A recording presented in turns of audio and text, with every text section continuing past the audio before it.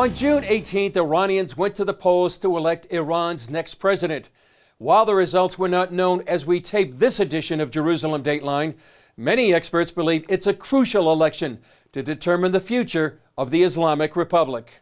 The next president of Iran, and most Iranian presidents are reelected, will most likely be at the helm during Iran's most important political transition in 30 years. And that will be the sort of passing and death of Ali Khamenei and the nomination and the political transition towards a new supreme leader. Middle East expert and editor-in-chief of All Israel News, Joel Rosenberg, told CBN News Iran still poses the greatest threat to the region. Iran is more dangerous today than ever before, and they are dangerously close to building not just one nuclear warhead, but an entire arsenal. They have also built out their ballistic missile force, not only to be able to reach here in Israel, but to be able to reach Europe, and they're getting closer to being able to reach the United States with intercontinental ballistic missiles. And Iran's alliances, their alliances are more dangerous than ever. They've built this really close strategic alliance with Russia, with Turkey, with North Korea, and increasingly with China. Now, each of those alliances look a little different, but they are dramatically stronger. Iran's regime is dramatically stronger today because they have these anti-American, anti-Western, and very hostile enemies as their allies. And several of those countries, of course, are nuclear armed themselves, which makes the Iranian nuclear threat even more dangerous. And plus they built up proxies throughout the region.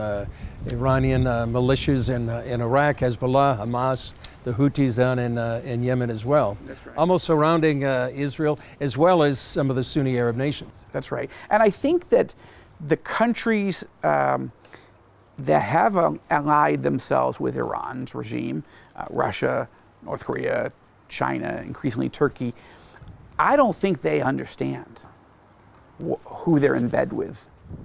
You know, I think all of those leaders in all of those countries believe they are using Iran to poke in the eye of the United States and to mess with Israel and the Western alliances.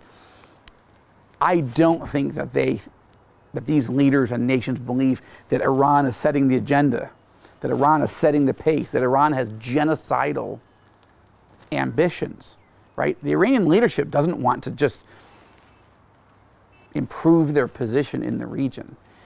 Iran's leadership are driven by an end times radical, apocalyptic eschatology that believes that at the right moment, the Ayatollahs will be able to annihilate Israel, this country, which they call the little Satan, and that's only their first objective.